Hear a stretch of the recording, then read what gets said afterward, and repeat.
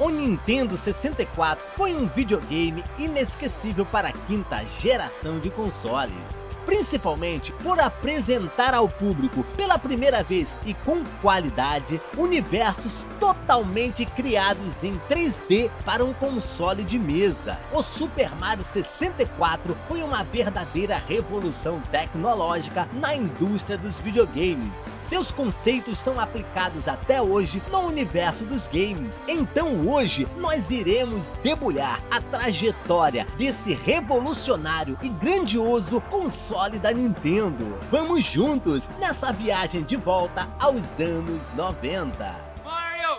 Mario! Mario!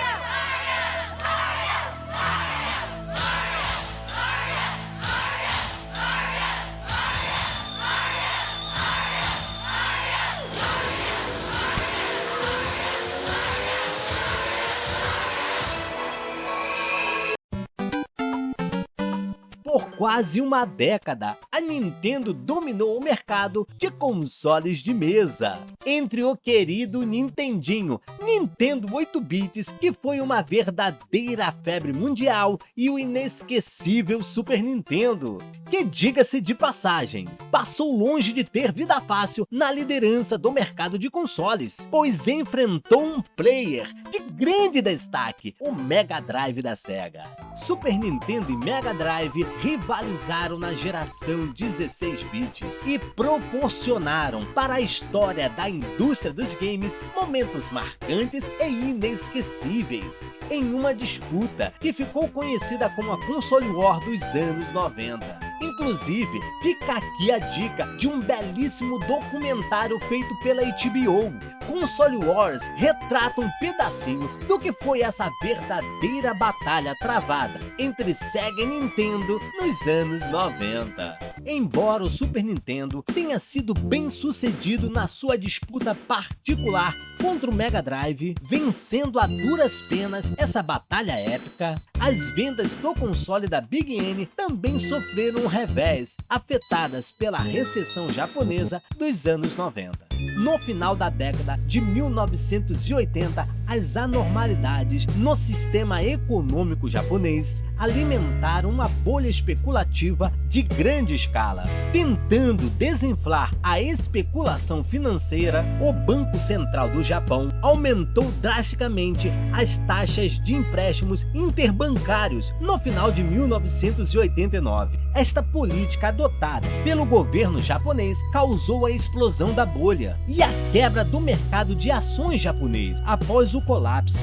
da bolha financeira do Japão, a economia japonesa sofreu um grande revés. A década de 1990 ficou conhecida como a década perdida. Essa grave crise na economia do Japão afetou drasticamente empresas como Nintendo, Sega e Sony.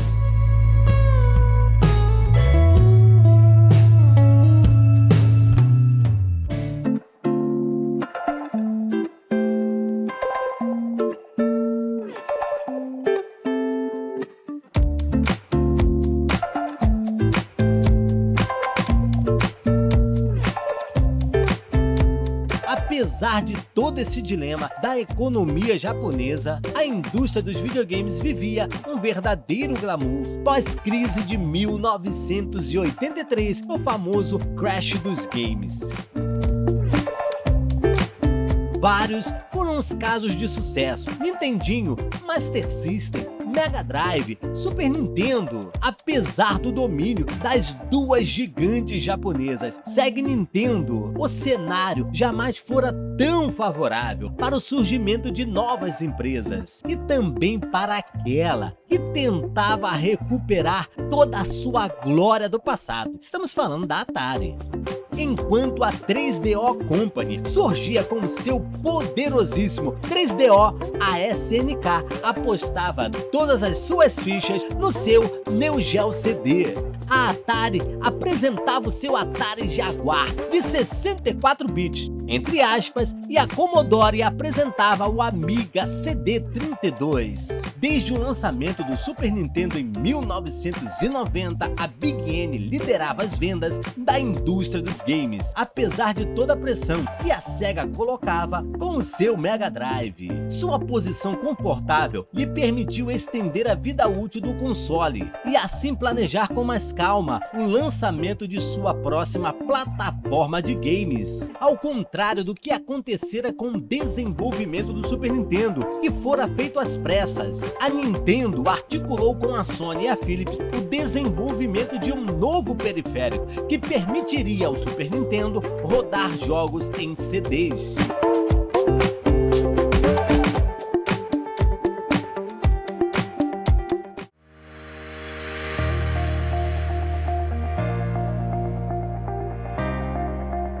Abro parênteses nesse vídeo para falar do projeto da Nintendo com a Sony, pois logo à frente esse projeto iria desembocar no PlayStation, que por incrível que pareça, iria se tornar o maior adversário do projeto de 64 bits da Nintendo. O Super Nintendo reinava absoluto e, como todo bom rei, vivia cercado de várias especulações e muitos boatos. A principal especulação girava em torno de um possível periférico de CD para o Super Nintendo. O projeto jamais saiu do papel, pelo menos para a Nintendo. Já para a Sony,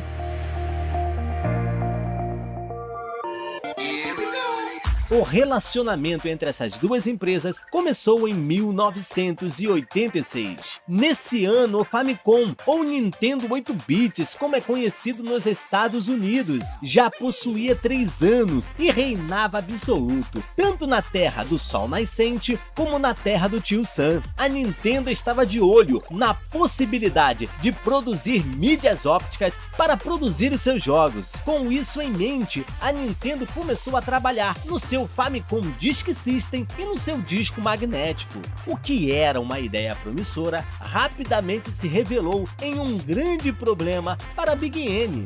Os discos utilizados podiam ser regraváveis e facilmente apagados. E o pior, eles não possuíam nenhum sistema anticópia, o que favorecia demais a pirataria. Sony e Philips estavam trabalhando em um projeto chamado CD-ROM-XA, que quer dizer CD-ROM, arquitetura estendida em português. Mas no que consistia esse projeto? O CD-ROM-XA era uma extensão do formato CD-ROM, que combinava a compressão de áudio, vídeo e dados, permitindo assim que eles fossem acessados simultaneamente. Além disso, a extensão possuía sistema anticópias e não possibilitava a leitura do disco por drives de CD-ROM para PCs. A ideia parecia perfeita para a Nintendo. Sony e Nintendo já trabalhavam juntas desde 1986, e quando o CD-ROM-XA foi anunciado por Sony e Philips, a Nintendo tratou de começar as negociações para que a tecnologia fosse implementada nos seus projetos futuros. O contrato entre Sony e Nintendo foi assinado em 1988. Com o lançamento do Super Nintendo em 1990, a Sony enxergou no console da Nintendo a oportunidade perfeita para que a empresa desenvolvesse um periférico que permitisse ao Super Nintendo rodar jogos em CDs. Porém, uma treta feia entre as duas empresas iria acontecer. A hora de anunciar o periférico que iria revolucionar o Super Nintendo havia chegado. Maio de 1991, em Las Vegas, na CES Consumer Electronics Show.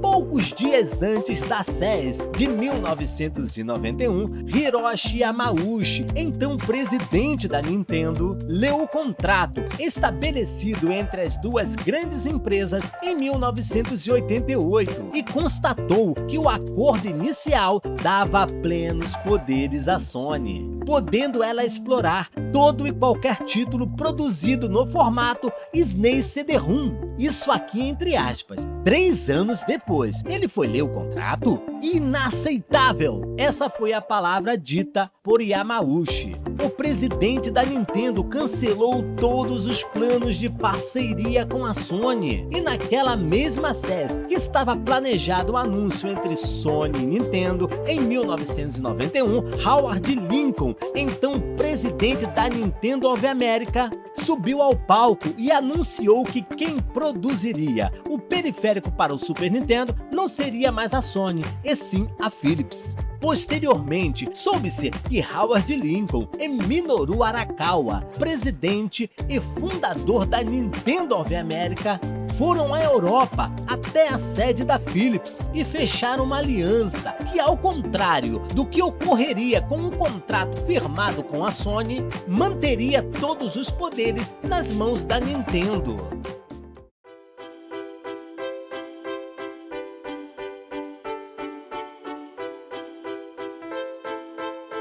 Apesar de anunciar a Philips como nova parceira para dar continuidade ao projeto na CES de 1991, todo o know-how e a tecnologia desenvolvida até aquele momento ficou em poder da Sony. O que ela fez com todo esse know-how, nós já sabemos, não é mesmo? A Nintendo já tinha clara a ideia de que um novo console deveria ser produzido para substituir o Super Nintendo e estava trabalhando nisso em parceria com a Sony. A Nintendo estava empenhada na arquitetura de uma nova plataforma, apesar de ter perdido os direitos sobre a tecnologia desenvolvida em parceria com a Sony. Porém, a Nintendo já havia chegado muito longe no seu projeto e não seria uma briga com a Sony que iria atrapalhar os planos da Big N. O jeito seria aproveitar os restos que sobraram até aquele momento, adaptando a arquitetura desenvolvida até ali.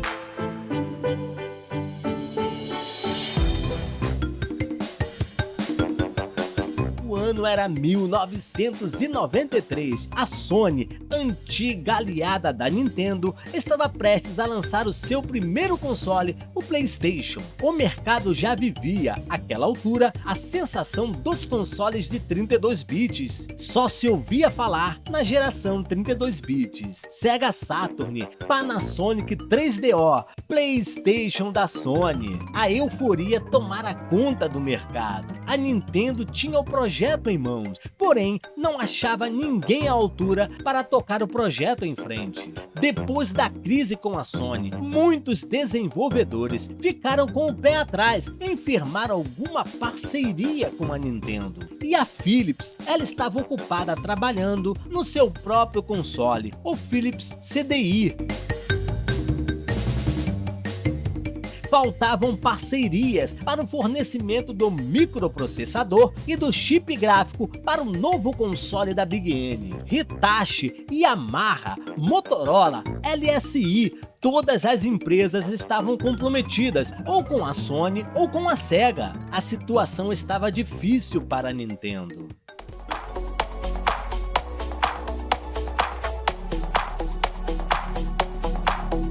A Silicon Graphics era uma empresa renomada em computação gráfica.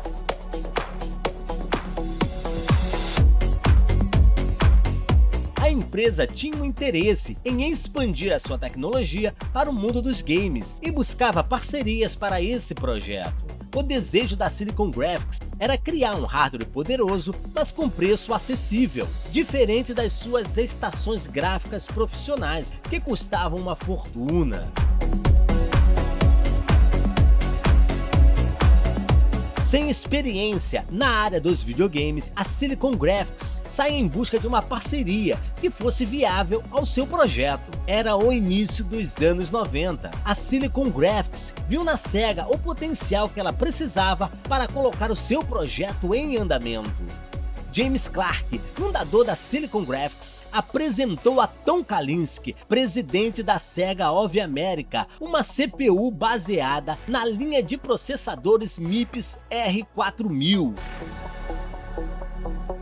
O R4000 era um processador desenvolvido pela MIPS Computer System. Anunciado oficialmente em 1991, foi um dos primeiros microprocessadores de 64 bits. Tom Kalinske ficou impressionado com o potencial da máquina. O projeto do Sega Saturn já estava em desenvolvimento, porém apresentava diversos problemas na sua produção. Os próprios desenvolvedores da Sega americana já haviam constatado vários problemas na produção do hardware do Sega Saturno. Segundo Kalinske, abre aspas aqui para ele, fomos até Silicon Graphics e nos encontramos com James Clark. Eles haviam comprado a MIPS Technologies e estavam desenvolvendo um chipset para usar numa máquina de jogos. Nós gostamos do projeto e então ligamos para a matriz da Sega no Japão, pedindo a eles que viessem aos Estados Unidos para ver o projeto da Silicon Graphics. A equipe que era responsável pelo hardware do Sega Saturn veio até os Estados Unidos e subestimaram tudo o que viram. Eles diziam, o chip é muito grande, será um grande desperdício, um monte de objeções técnicas. A parceria entre Sega e Silicon Graphics, infelizmente, não iria acontecer. Sobrou então para a Nintendo.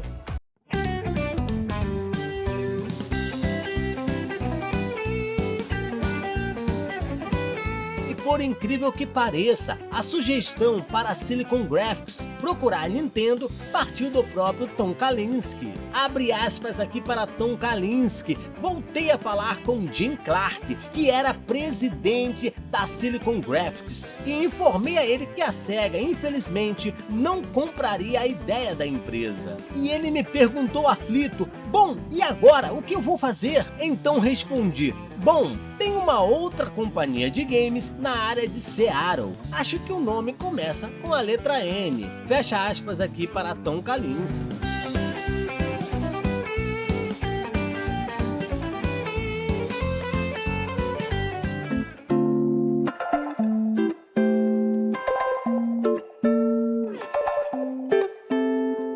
Em 1993, Jim Clark encontra-se com Hiroshi Yamauchi, presidente da Nintendo, para apresentar o seu projeto a Big N. E logo em seguida, em agosto daquele mesmo ano, 1993, o acordo entre as duas empresas era firmado de forma oficial. Surgia assim o Project Reality. Em 1993, na feira anual Shoshinkai da Nintendo, Hiroshi Yamauchi subiu ao palco e anunciou a existência do Project Reality, o que seria o sucessor do inesquecível Super Nintendo.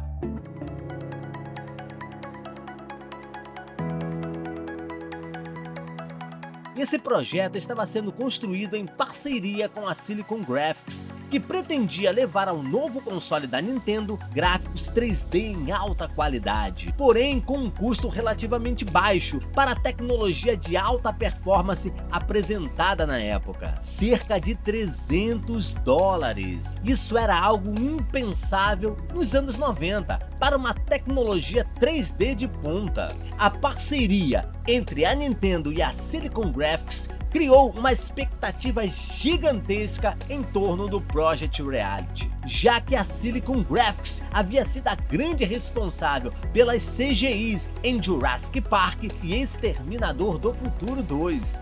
O Project Reality foi anunciado para ser lançado em 1995 por um preço aproximadamente dos incríveis $250. Pronto!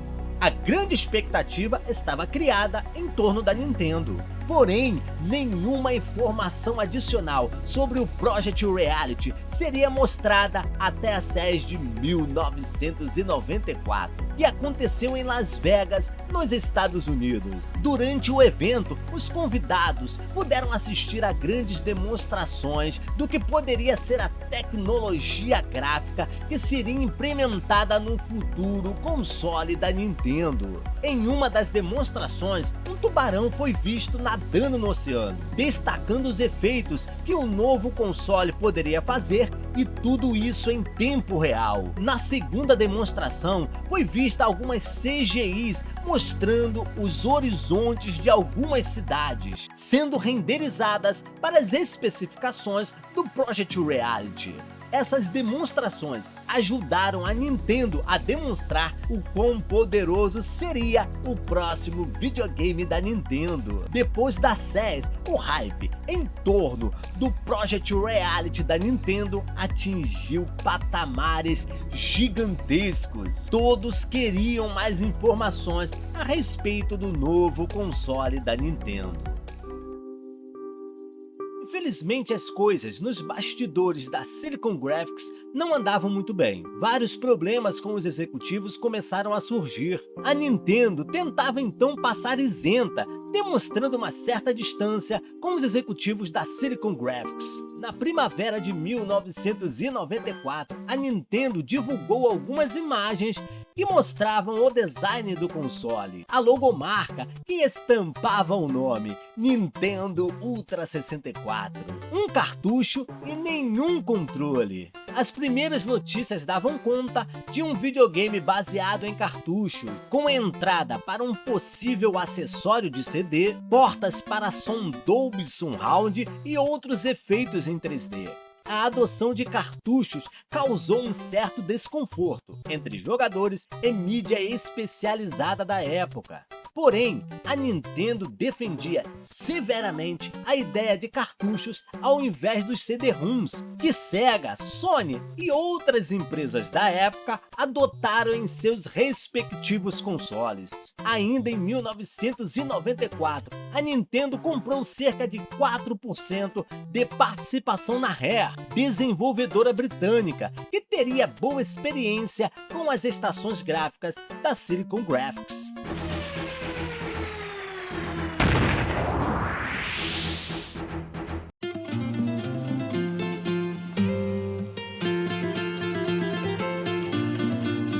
A Nintendo assim uniu o útil ao agradável. Grandes clássicos surgiram para os consoles da Nintendo através dessa parceria. Donkey Kong Country foi uma grata surpresa para o Super Nintendo, o que manteve o console vivo em plena ascensão do PlayStation. Ainda saíram games como o clássico Killer Instinct, com personagens pré-renderizados, animações e sistema de combos. O porte para o Super Nintendo foi muito elogiado pela mídia especializada. A Rare foi uma grande parceira da Nintendo em produzir jogos para o Nintendo 64. Eu digo aqui que ela foi fundamental. A CES de verão, que aconteceu em Chicago em 1994, foi a grande chance da Nintendo de demonstrar todo o poderio de sua futura máquina, o Ultra 64. Estavam disponíveis na feira para jogar versões de Killer Instinct e Cruising USA, só que versões de arcade. Mas a grande surpresa daquela feira foi quando a Nintendo revelou as primeiras imagens de Donkey Kong Country. Esse jogo não só foi desenvolvido usando a tecnologia da Silicon Graphics, a SGI, que iria alimentar o Ultra 64, como também seria lançado para o Super Nintendo. Apesar desses jogos trazerem boas perspectivas para o Ultra 64, nenhum deles realmente demonstrara o poderio completo do que seria o novo console da Nintendo. Essa atitude contribuiu para o surgimento de várias especulações que afirmavam que alguns jogos de arcades estavam utilizando o hardware do console e que essa era a forma que a Nintendo estava utilizando para testar o poderio do Ultra 64. Killer Instinct e Cruise USA de fato utilizaram a mesma CPU, um MIPS R4300i do console, mas nunca o hardware na sua totalidade fora utilizado. A Nintendo passaria a maior parte do ano de 1995 praticamente no anonimato, mesmo com a primeira E3 já no radar. A Big N anunciava que o Ultra 64 não estaria na E3, o que deixou muita gente frustrada na época. Todos queriam ver a super máquina da Nintendo, que prometia mergulhar o jogador num imenso universo 3D. Foi durante esse mesmo anúncio que a Nintendo revelou a data de lançamento do Ultra 64 para dezembro de 1995 no Japão, com lançamentos nos Estados Unidos e na Europa previstos para 1996. Em 1995 também foi o ano de lançamento nos Estados Unidos do Sega Saturn e do PlayStation da Sony. A Nintendo assistia a concorrência vender os seus consoles, enquanto tentava emplacar na mídia a narrativa de que a espera pelo Nintendo Ultra 64 valeria a pena, enquanto a concorrência dava nome aos seus consoles e, por que não dizer, mostrava a cara dos seus consoles. A Big N ainda estava no processo de amadurecimento do Nintendo 64. O Project Reality, ou Ultra 64, ainda gerava muitas dúvidas na mídia especializada da época. A Silicon Graphics havia nomeado os principais componentes do Project Reality de Reality Immersion Technology, que utilizaria o supercomputador MIPS R4300i, composto pelo coprocessador MIPS Reality, voltado para a tecnologia de imersão 3D. Em um press release da Silicon Graphics em 1994, dizia: Nintendo e Silicon Graphics unem forças para criar a mais avançada tecnologia em videogames do mundo.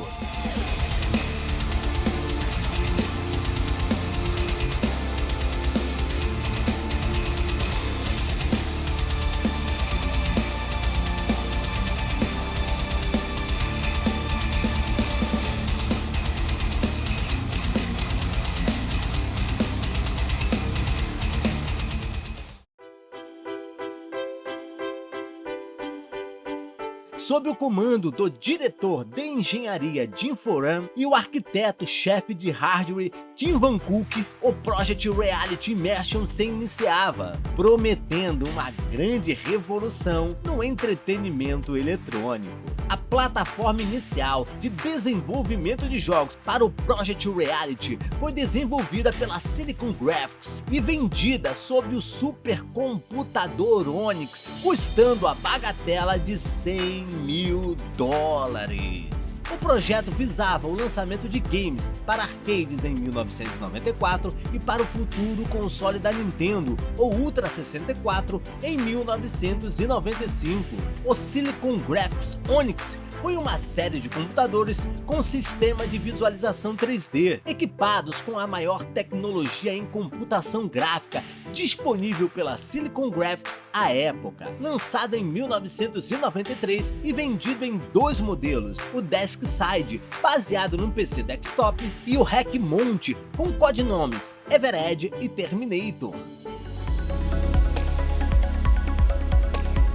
A arquitetura básica do sistema Onyx era baseada nos servidores da Silicon Graphics. O Onyx foi o computador base para os kits de desenvolvimento para os jogos do Ultra 64. Ambos os modelos do Onyx eram dotados de um processador IP19, com 4 núcleos de processamento MIPS R4400, inicialmente com velocidades de 100 a 150 MHz e logo depois aumentadas para as velocidades de 200 a 250 MHz. O Onyx sofreu um upgrade, recebendo um processador IP21 com 2 microprocessadores R8000 com velocidades de 75 a 90 MHz. Essas máquinas ficaram conhecidas no mercado como Power Onyx. Mais à frente, o Onyx sofreu um novo upgrade e agora definitivo, recebendo um processador IP25 com 2 núcleos de processamento R1000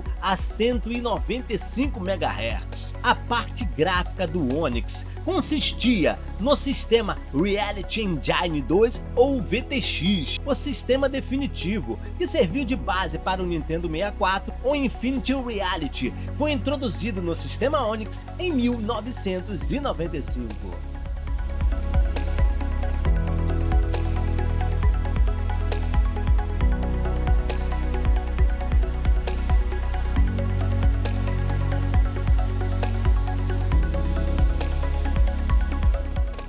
As placas gráficas Reality Engine 2 tinham uma arquitetura de hardware baseada em gráficos tridimensionais. A Reality Engine foi comercializada para grandes organizações, como empresas de tecnologia e universidades envolvidas em simulação computacional 3D, criação de conteúdo digital, engenharia computacional e pesquisa. Seu software incluía aplicativos Project Reality e APIs de emulação baseadas no OpenGL. Essa plataforma de supercomputação gráfica serviu como design básico de origem que a Silicon Graphics reduziu para se tornar a tecnologia de imersão em realidade 3D chamada de Project Reality.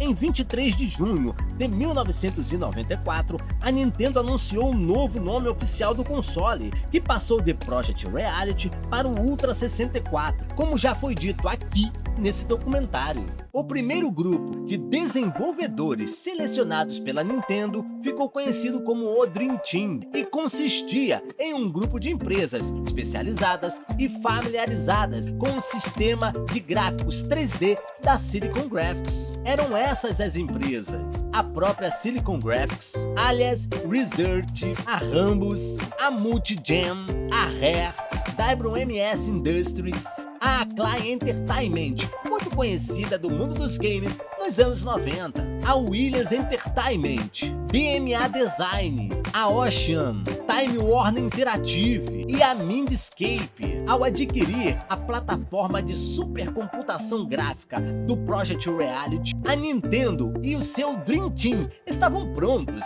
para começar a superprodução de seus jogos para o Nintendo 64. Quando o hardware do Ultra 64 foi finalizado, a plataforma de desenvolvimento de jogos baseadas no supercomputador Onyx da Silicon Graphics foi substituída por uma placa de simulação do console Ultra 64, mais barata e totalmente adaptável para as estações gráficas da Silicon Graphics em 1995. As primeiras notícias divulgadas na época foram promissoras. Relatos da LucasArts diziam que a plataforma de simulação baseada no supercomputador da Silicon Graphics havia sido bastante precisa para o porte da produção de um jogo para o Ultra 64, permitindo que os desenvolvedores portassem os seus projetos para o hardware do console de referência em apenas 3 dias. Em 1994, a Nintendo assinou um contrato de licenciamento com a Midway, que permitiu à empresa desenvolver e comercializar jogos para os arcades com a marca Ultra 64. E assim formou-se uma joint venture chamada Williams/Nintendo para comercializar conversões domésticas exclusivas para o Ultra 64. O resultado são 2 jogos exclusivos com a marca Ultra 64 para os arcades, Killer Instinct e Cruising USA.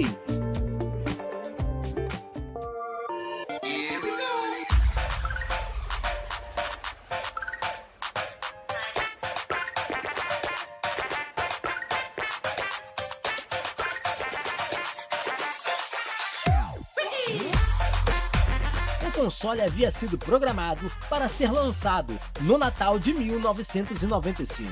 Porém, em maio de 1995, a Nintendo anunciou a mudança de plano para abril de 1996, como eu já mencionei aqui anteriormente. Em sua explicação sobre a mudança de plano, a Nintendo disse que precisava de mais tempo para aprimorar o software do Nintendo 64 e para os desenvolvedores terceirizados terminarem suas produções. Finalmente, em novembro de 1995, em sua feira anual, a Shoshinkai, a Nintendo anunciou mais alguns detalhes a respeito do Ultra 64. A primeira notícia era a de que o sistema sofreria mais uma mudança em seu nome e passaria a ser chamado de Nintendo 64. Anteriormente, o plano era lançar o console com o nome de Ultra Famicom no Japão e Nintendo Ultra 64 em outros mercados. lançados. Segundo matérias das revistas Next Generation, edição número 12, de dezembro de 1995, e da Electronic Game Monthly, edição 74, de setembro de 1995. Rumores circulavam atribuindo à mudança de nome a possibilidades de uma ação legal por parte de algumas empresas. A Nintendo disse que os problemas de marca registrada não eram fator de peso para a decisão de mudança do nome do console, e que o único fator que contribuiu para a mudança do nome do console era a de estabelecer uma única marca e um logotipo mundial para o Nintendo 64. O novo nome global, Nintendo 64, foi proposto pelo desenvolvedor Shigesato Itoi, responsável pela franquia e Earthbound. Também foi revelado que o sistema seria adiado até abril de 1996 no Japão. O prefixo para o esquema de numeração do modelo de hardware e software na plataforma Nintendo é NUS, NUS, uma referência ao nome original do console, Nintendo 64. Os jogos jogáveis na Shoshinkai eram os protótipos de Super Mario 64 e Kirby Ball 64. Zelda 64 apresentava os primeiros conceitos do game. Também deram as caras versões de Star Fox e Super Mario Kart 64. O controle do Nintendo 64 também foi mostrado pela primeira vez. E para atrair ainda mais os desenvolvedores de games que estavam comprometidos com a Sega e a Sony e que haviam torcido o nariz para a ideia da Nintendo em manter o console com suporte a cartuchos, a Big N anunciou a existência de um sistema de Disk Drive, que mais tarde seria conhecido como o 64 Disk Drive. Outro anúncio de destaque, e que toda a mídia especializada da época já esperava, por causa do nome do console, era de que o videogame da Nintendo seria um console de 64 bits. Apesar de todos esses anúncios, muitas dúvidas pairavam ainda sobre o console da Nintendo. Os constantes adiamentos deixaram todos com uma pulga atrás da orelha, no linguajar bem popular.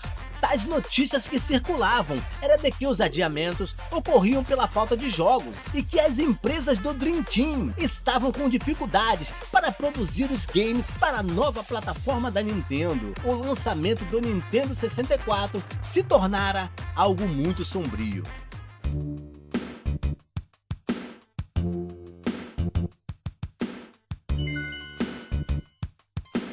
O console havia sido originalmente programado para ser lançado no Natal de 1995. Porém, em maio de 1995, a Nintendo anunciou o atraso para abril de 1996, como já mencionei aqui anteriormente. Em sua explicação sobre o atraso, a Nintendo afirmou que precisava de mais tempo para aprimorar o software do Nintendo 64 e para as desenvolvedoras terceirizadas terminarem as suas produções. Adrian Svart, ex-engenheiro da Silicon Graphics, atribuiu o atraso a problemas de hardware. Ele afirmou que os chips tiveram desempenho inferior nos testes e que estavam sendo redesenhados. Em 1996, o kit de desenvolvimento de software do Nintendo 64 foi completamente redesenhado com o sistema Partner N64, baseado no Windows pela Kyoto Microcomputer do Japão.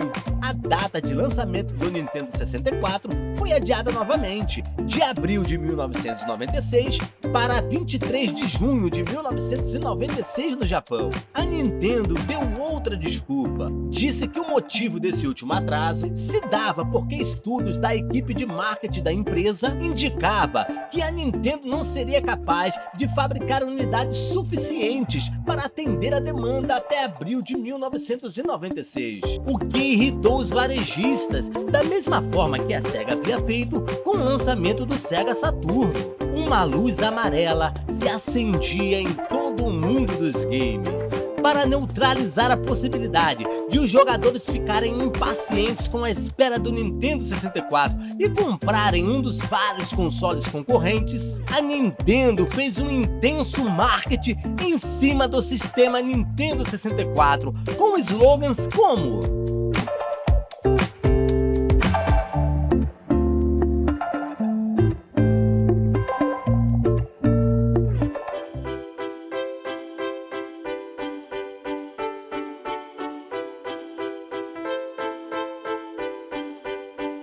ainda com dúvidas sobre a quantidade e a qualidade de jogos para o Nintendo 64, a E3 de 1995 foi fundamental para levantar a moral do futuro console da Nintendo frente ao público e à mídia especializada da época. Ao contrário de sua apresentação na Shoshinkai no final de 1994, que incluía apenas demos incompletas de Super Mario 64 e Kirby Ball 64, na E3 finalmente a Big N apresentou tudo aquilo que todos estavam esperando: os jogos. Quem compareceu naquela histórica E3 pôde experimentar os tão aguardados jogos do Nintendo 64.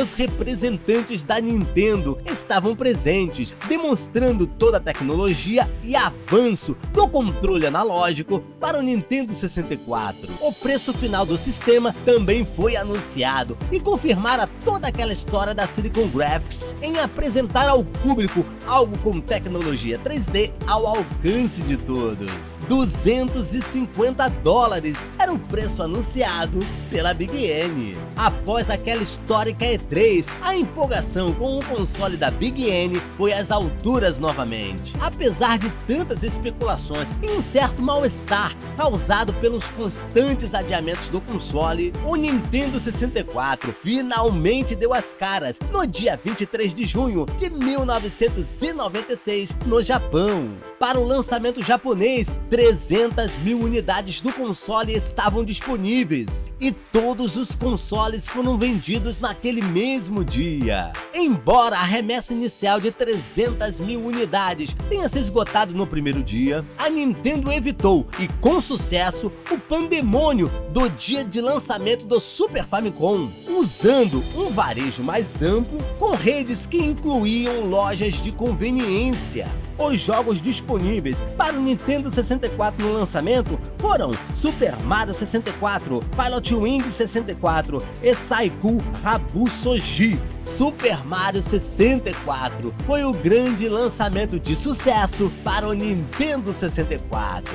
Mesmo com poucos jogos disponíveis no seu lançamento, o Nintendo 64 não teve problemas para vender o seu estoque rapidamente. Após a venda imediata das 300.000 unidades, a Nintendo conseguiu repor o seu estoque em mais 200.000 unidades para suprir o mercado japonês. Esse estoque também se esgotou rapidamente, gerando um outro estoque de mais 200.000 unidades. No final, o Nintendo 64 vendeu aproximadamente 700.000 unidades em apenas uma semana. Apesar de todo esse sucesso no lançamento, rapidamente as vendas para o console iriam parar, pois novos jogos não seriam lançados até o seu lançamento nos Estados Unidos 3 meses depois. O lançamento do Nintendo 64 nos Estados Unidos aconteceu no dia 29 de setembro de 1996. O cartaz dizia, abro aspas aqui, em 30 de setembro, dinossauros irão voar.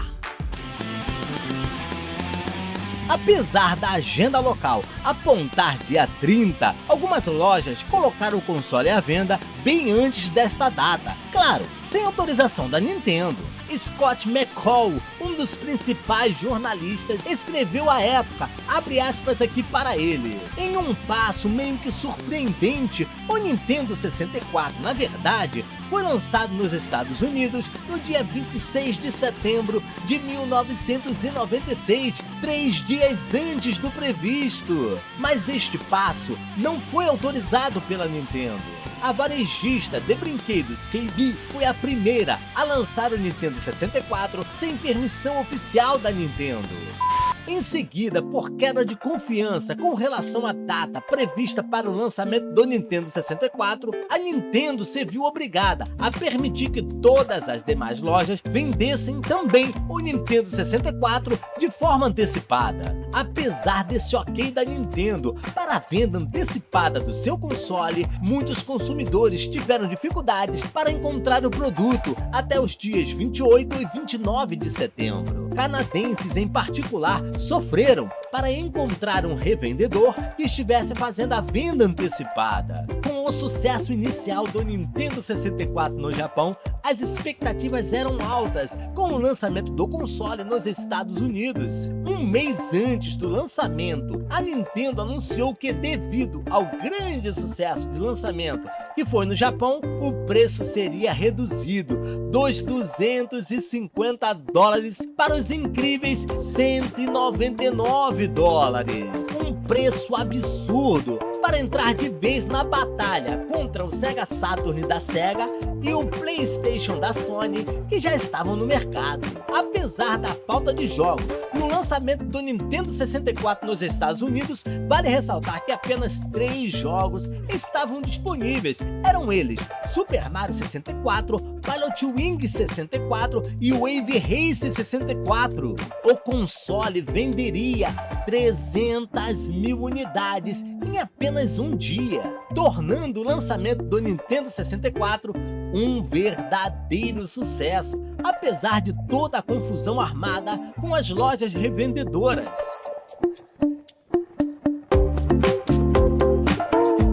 A feira anual da Nintendo de 1996, a Shoshinkai, foi aguardada com grande expectativa pela mídia especializada para verificar o portfólio de games que seriam lançados para o Nintendo 64. Infelizmente, a espera se tornou em uma grande frustração. As demos mostradas na Shoshinkai eram em sua maioria de jogos que já haviam sido vistos em outros eventos da Nintendo, como Star Fox 64 e Mario Kart 64. Novas demos incluíram algumas imagens de Blast Corps e de GoldenEye 007 da Rare.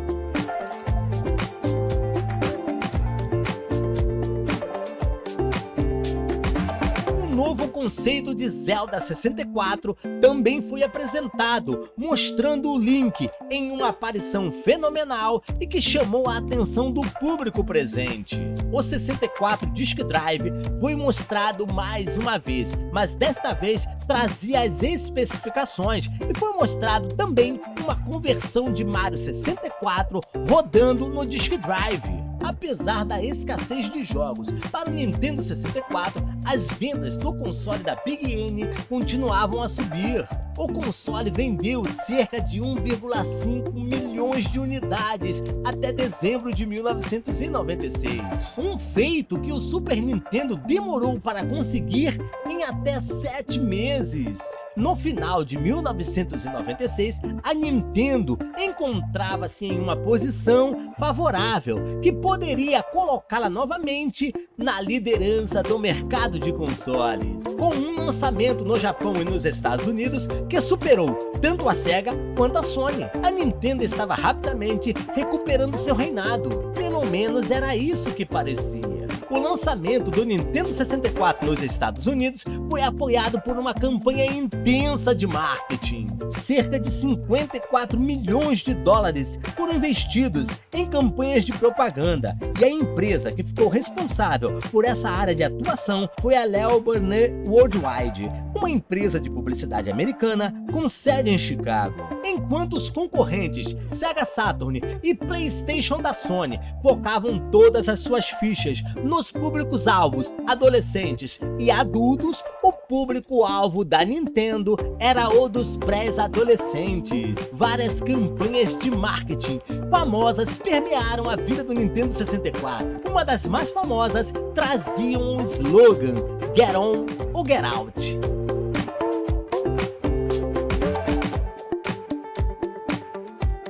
A promessa de entregar gráficos tridimensionais jamais vistos até então no anúncio de parceria entre a Nintendo e a Silicon Graphics de fato fora cumprida. O poder gráfico e a capacidade de criar personagens, cenários e efeitos muito mais realistas do que o da concorrência causou um enorme rebuliço no mercado de games. Efeitos especiais comuns nos tempos de hoje, como o Mip Map, conhecido como borrado nas texturas, e o Anti-Aliasing, correção dos contornos da imagem, foram utilizados pela primeira vez em um videogame doméstico.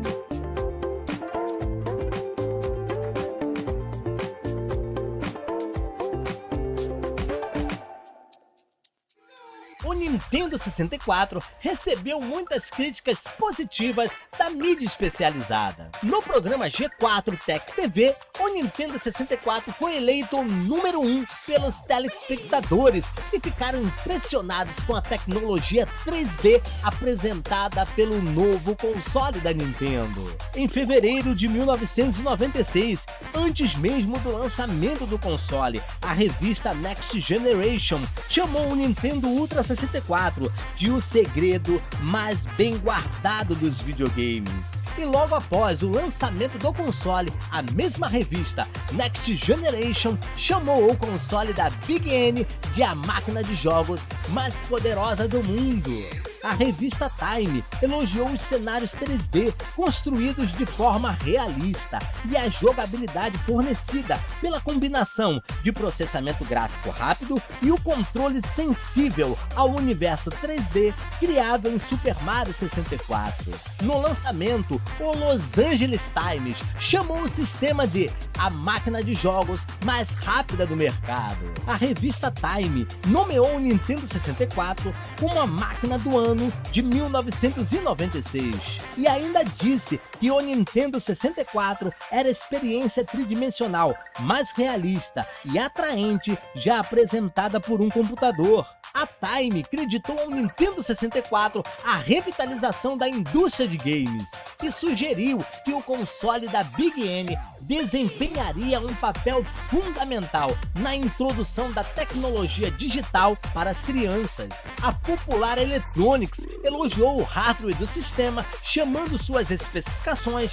de bastante impressionantes. E por falar em especificações técnicas, então vamos a elas. O principal microprocessador é uma CPU NEC VR4300 de 64 bits, com clock de 93,75 MHz e desempenho de 125 MIPS, algo semelhante aos processadores Pentium encontrados em computadores desktops. Exceto por seu barramento do sistema de 32 bits mais estreito, o VR4300 manteve as habilidades computacionais do MIPS R4300i de 64 bits.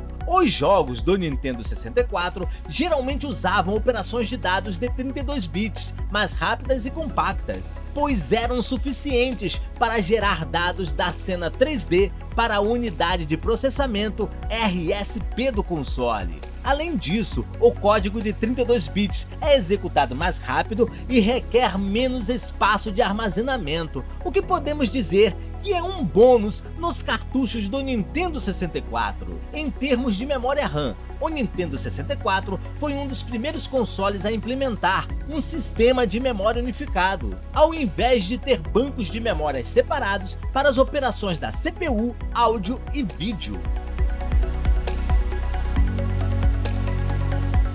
A memória Rambus RDRAM consistia em 4 MB, podendo ser expandida a até 8 MB via Expansion Pack, uma espécie de cartão de memória para o Nintendo 64. Com relação ao áudio do console, o sistema permitia uma saída em dois formatos, o vídeo composto e o S-Video. Os cabos composto e S-Video são os mesmos utilizados no Super Nintendo. O Nintendo 64 suporta 16,8 milhões de cores. O sistema pode exibir resoluções de 320 por 240 até resoluções de 640 por 480 pixels. A maioria dos jogos que utilizam o modo de resolução mais alta, 640 por 480 pixels, exigiam o uso do Expansion Pack, que fica em uma pequena entrada no centro superior do console. Donkey Kong Country 64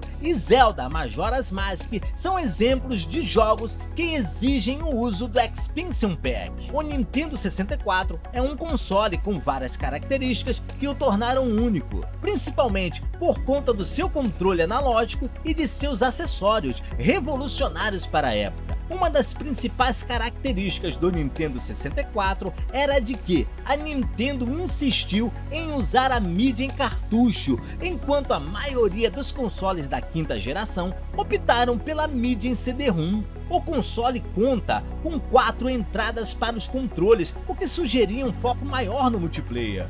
Que o diga GoldenEye 007, que soube aproveitar muito bem essa vantagem que o Nintendo 64 tinha à frente dos seus concorrentes. O design original do console tem um formato único, essencialmente retangular e com bordas arredondadas. Na parte frontal e superior, as curvas destacam a frente do console, com ênfase ao logo do Nintendo 64 mais ao centro. A parte superior acomoda os botões de liga, desliga, reset, a porta da memória expansível, o Expansion Pack e o slot de cartuchos.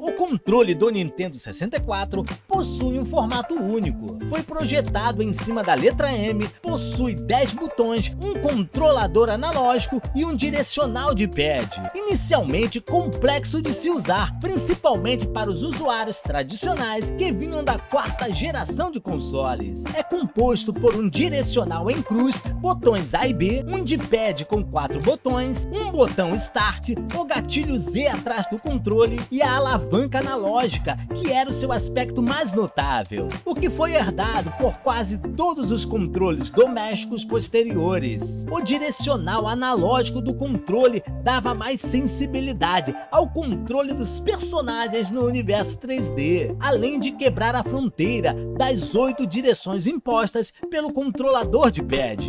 O Z-Trigger, como ficou conhecido o gatilho, proporcionava realismo jamais visto, principalmente nos shooters em primeira pessoa. Já na parte traseira do controle era possível encaixar um acessório. O mais conhecido foi o Rumble Pack, que fazia o controle vibrar de acordo com os acontecimentos do jogo. Me recordo da incrível sensação de jogar Star Fox com o Rumble Pack.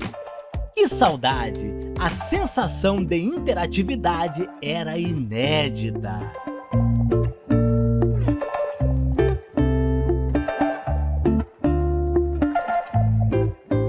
O forte apelo popular do console também fez com que ele levasse os créditos por algumas novidades. As 4 portas de entrada para os controles foi uma dessas. Abro aspas aqui para uma ressalva: o Nintendo 64 não foi o primeiro console a utilizar 4 controles para jogatina. Anteriormente foi explorado pelo Bailey Astrocade de 1977. A possibilidade de jogar o Nintendo 64 com 4 controles estimulava as jogatinas coletivas, que de fato ficaram muito mais divertidas. Apesar do Atari Jaguar ter sido o primeiro console de 64 bits, digo entre aspas, porque na realidade o Atari Jaguar não tinha 64 bits. O que ele tinha, na verdade, eram vários processadores, que se somados dariam 64 bits. O Nintendo 64 foi, na realidade, o primeiro console com um processador de 64 bits. O sucesso inicial do Nintendo 64 foi inegável. Até o final de seu primeiro ano completo,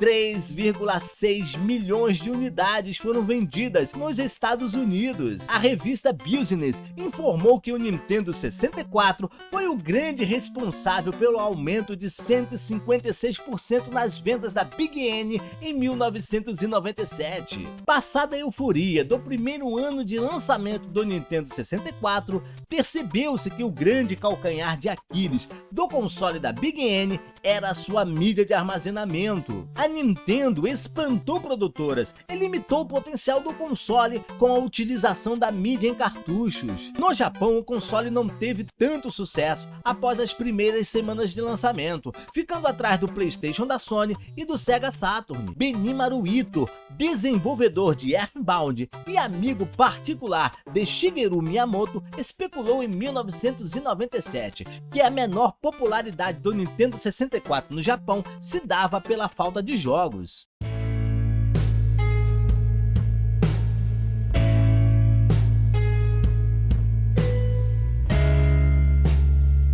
se ter uma ideia do problema que a Nintendo estava enfrentando por causa da sua escolha da mídia de armazenamento ser o cartucho, antes mesmo do lançamento oficial do console, a Nintendo perdeu a exclusividade sobre a série Final Fantasy, que migrou para o console da Sony. Logo em seguida, foi a vez da série Dragon Quest. Não demorou muito para a Squaresoft cancelar o seu contrato com a Nintendo e debandar de vez para o lado da Sony. Quando Final Fantasy VII foi cancelado para o Nintendo 64, foi um grande impacto na comunidade gamer da época. Afinal de contas, Final Fantasy VII teve até trailer divulgado de sua versão para o Nintendo 64.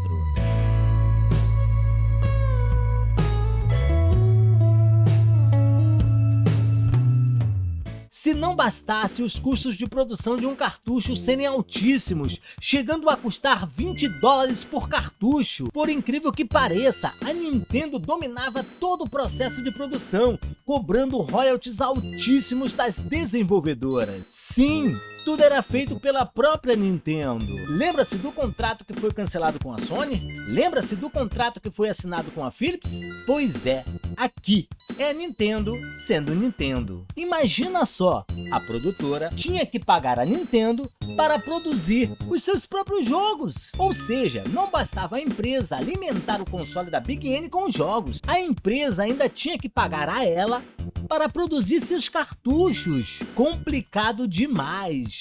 Outros fatores também espantaram as produtoras da época. Enquanto alguns lotes de jogos para o PlayStation ou para o Sega Saturn levavam apenas alguns dias para ficar pronto, a produção de cartuchos para o Nintendo 64 levava semanas, até um mês inteiro. Por causa dessa demora, as empresas se viam obrigadas a cumprir um rigoroso processo de projeção do mercado e planejar assim a produção dos cartuchos. Se pedissem mais cartuchos que a demanda, teriam que arcar com os prejuízos. Por outro lado, se pedissem menos, poderiam perder a oportunidade de vender mais, já que teriam que esperar semanas para um novo lote chegar às lojas.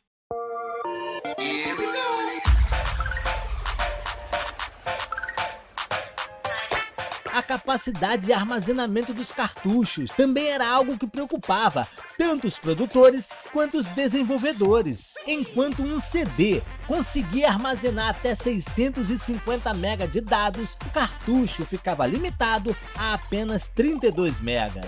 O jeito era sacrificar as famosas animações gráficas, as CGs, muito populares à época. As produtoras precisavam comprimir as texturas, retirar as CGs e ainda por cima limitar a produção musical de cada jogo. Nada de músicas cantadas e bem orquestradas. Quando se comparava jogos lançados para várias plataformas, ficava nítido e claro que o potencial do Nintendo 64 fora desperdiçado devido à mídia escolhida pela Nintendo. Apenas um jogo atingiu a qualidade gráfica, de sons e também de animações dos CD-ROMs, Resident Evil 2 da Capcom.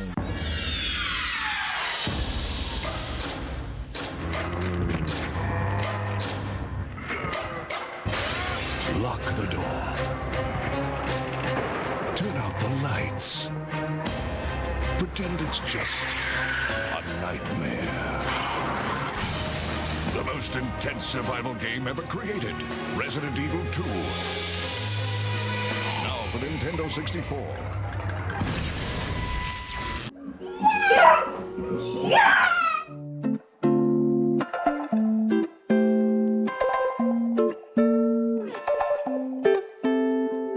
Para isso, a Capcom teve que desenvolver um sistema de compressão de dados para que tudo coubesse em um cartucho turbinado de 64 megas. Trabalho, dinheiro e tempo que nem todas as produtoras estavam dispostas a perder. Além disso, o custo de produção de um cartucho para o Nintendo 64 era maior do que de um CD-ROM, como já foi dito anteriormente. As empresas então repassavam esses custos para os consumidores, o que fazia com que os jogos do Nintendo 64 fossem mais caros que os da concorrência, cerca de $10 a mais no preço de venda ao consumidor. Afinal de contas, por que a Nintendo escolheu a mídia em cartucho, já que todo o mercado caminhava em direção ao CD-ROM. A Nintendo citou várias vantagens na escolha do cartucho como mídia de armazenamento. O tempo de carregamento de dados no cartucho mais rápido do que nos CD-ROMs foi uma das citações. Muitos jogos do PlayStation e do Sega Saturno tinham as famosas telas de loading,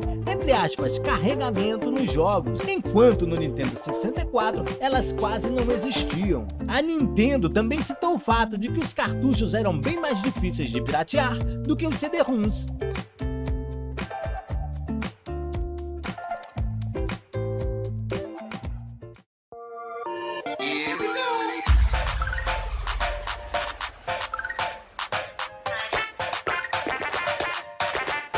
Agora vamos falar do legado deixado pelo Nintendo 64, que são os seus jogos. Os altos custos envolvidos no desenvolvimento e na produção de um jogo para a plataforma não impediu que as produtoras entregassem bons jogos aos consumidores. As novidades chegavam em menor quantidade e em um ritmo mais lento, porém a qualidade dos jogos que eram lançados impressionava até mesmo a concorrência. Me recordo das revistas da época e me reservo no direito de citar a Super Game Power, que apresentava em suas edições vários anúncios de games para o PlayStation ou para o Sega Saturno, e na maioria das vezes um ou dois anúncios para o Nintendo 64. Porém, aqueles dois anúncios eram suficientes para fazer com que a comunidade gamer vibrasse de alegria. Considerado por muitos como um dos melhores jogos de todos os tempos, Super Mario 64 quebrou os paradigmas da velha jogatina em plataforma 2D, levando os jogadores para o universo 3D, com todo o charme e jogabilidade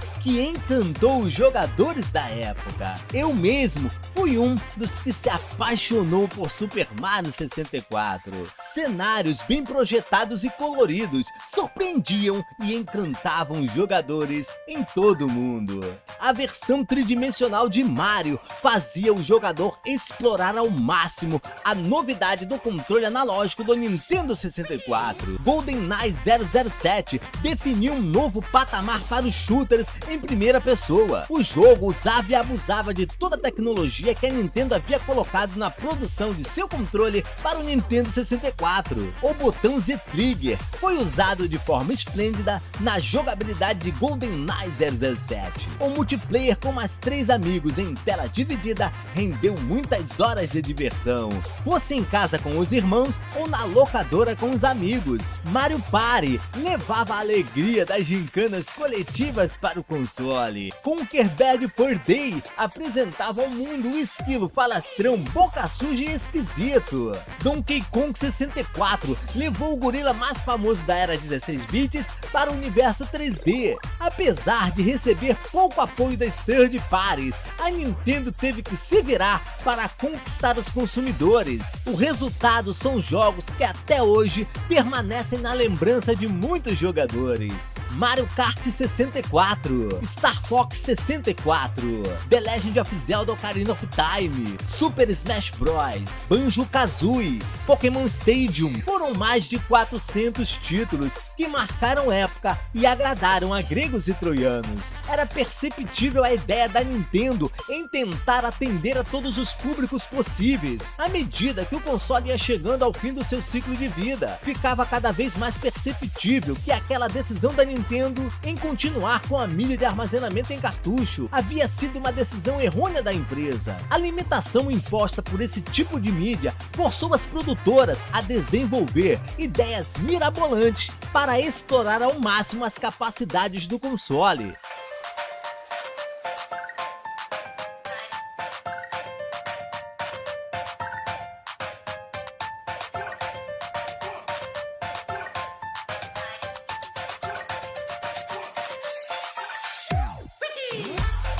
Em 2002, a Nintendo anunciou oficialmente a descontinuação do console, com aproximadamente 33 milhões de unidades vendidas em todo o mundo. Uma coisa é certa, o Nintendo 64 ocupa um lugar especial em uma geração que cresceu em meio à quinta geração de consoles e que viu o surgimento real dos universos 3D.